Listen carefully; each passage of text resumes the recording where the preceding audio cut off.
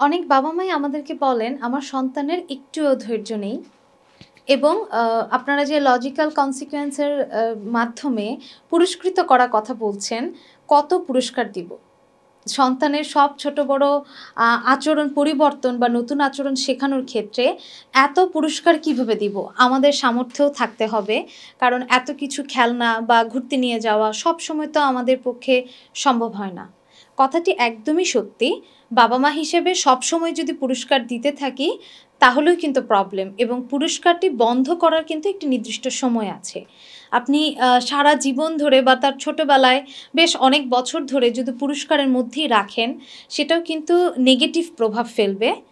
তাই আমরা আজকে ধৈর্য শেখানোর জন্য একটা বিশেষ পদ্ধতির কথা আলোচনা করব। সেটা হচ্ছে টোকেন ইকোনমি।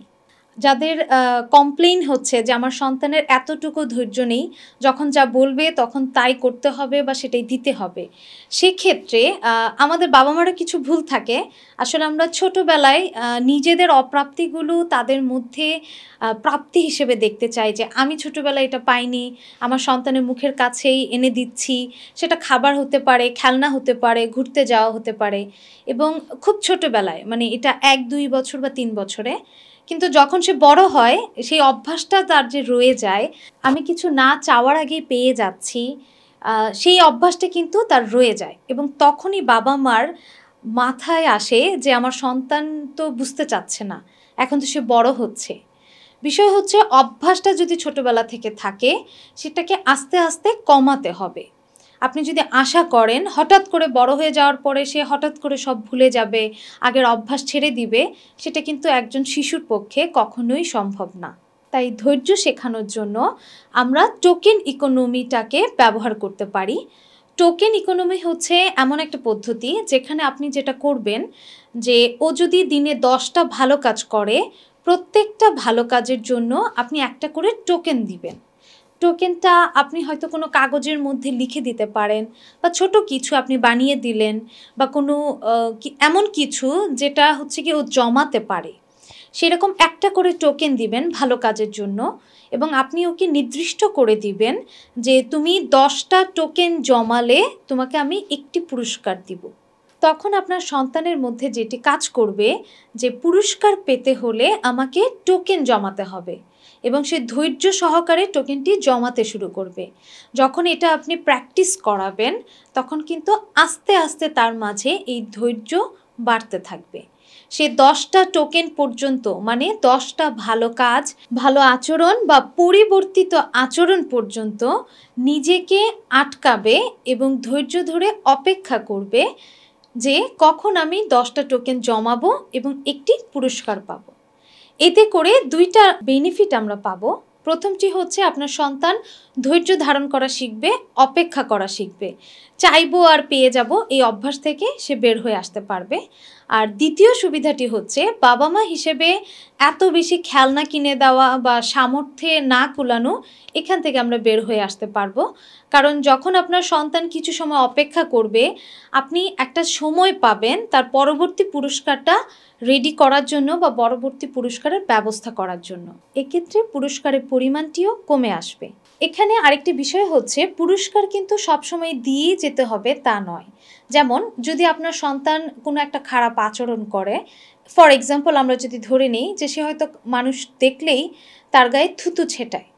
এখন আপনি তার এই আচরণটাকে পরিবর্তন করতে চান। তুমি যদি থুতু না ছিটাও তাহলে আমি তোমাকে একটা করে টোকেন দিব এবং এরকম তুমি যদি ১০ বার নিজেকে আটকাতে পারো তাহলে তোমাকে আমি একটি পুরস্কার দিব।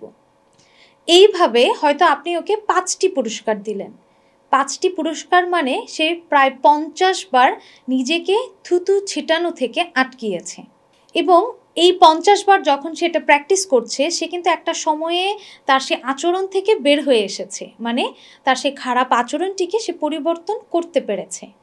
যেই মুহূর্তে আপনি বুঝবেন যে আপনার সন্তান সেই খারাপ আচরণ থেকে বের হয়ে আসতে পেরেছে বা ভালো আচরণ যেটা আপনি শিখাতে চাচ্ছিলেন সেটা সে শিখে গিয়েছে, সেই মুহূর্তে সেই আচরণের জন্য আপনি যে পুরস্কারটি দিচ্ছিলেন সেটি বন্ধ করে দিতে হবে। যদি আপনি এটি বন্ধ না করেন তাহলে কিন্তু আবার সেই ক্লাসিক্যাল কন্ডিশনিং হয়ে যাবে। সে কিন্তু পুরস্কারের উপর ডিপেন্ডেন্ট হয়ে যাবে, যে আমি এটা না করলে তো মা পুরস্কার দিবে, পুরস্কার দিচ্ছে না তার মানে আমি এটা করতে পারি, বা পুরস্কার দেওয়া হবে তাই আমি এটা করছি না। সে যে কোনোভাবেই কিন্তু নিতে পারে। তাই আপনি যখনই বুঝবেন যে আপনার সন্তান আপনি যে ডিজায়ার্ড আচরণটি চাচ্ছেন সেটা শিখে গেছে, তখনই পুরস্কারটি বন্ধ করে দিবেন, তাকে বুঝিয়ে যে তুমি এটা করতে পেরেছো, তাই আজকে থেকে এই বিষয়ে আমি তোমাকে কোনো টোকেন বা পুরস্কার দিব না। এবং আরও যদি অন্য কোনো বিষয় থাকে সেই বিষয়টা নিয়ে আপনি তার সাথে কথা বলতে পারেন। সর্বোপরি আপনার সন্তানের সাথে যত কমিউনিকেট করবেন, তাকে যত সময় দিবেন, যত বুঝিয়ে বলবেন, ততই কিন্তু আপনার সন্তানের মানসিক গঠনটি দৃঢ় হবে। আমরা অনেক সময় বাবা মা মনে করি যে ও ছোট মানুষ, ওকে এত এক্সপ্লেন করে বলার কি আছে, বলে দিব, শাসন করব, সেটাই শুনবে, সেটাই মানবে। এবং অনেক সময় দেখা যায় 14-15 বছর বয়সের সন্তানদেরকেও বাবা মারা একেবারেই গুরুত্ব দিতে চান না। ডিরেক্ট অর্ডার দিয়ে দিবেন যে এটা করো, এটা করো না, কিন্তু কেন করবে আর কেন করবে না সেই বিষয়টা বলতে চান না।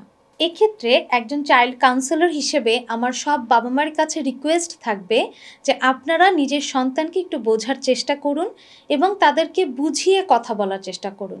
যত বেশি কমিউনিকেট করবেন তত আপনার সন্তান আপনাকে বুঝতে পারবে এবং এই সমাজটাকে বুঝতে পারবে। সন্তানকে ধৈর্য শেখানোর জন্য টোকেন ইকোনমি খুব কার্যকরী একটি পদ্ধতি। আশা করি সবাই চেষ্টা করবেন এবং সন্তানকে ধৈর্যশীল হওয়া শেখাবেন। আমাদের ভিডিওটি যদি ভালো লেগে থাকে, লাইক, কমেন্ট এবং শেয়ার করে আমাদের সাথেই থাকবেন।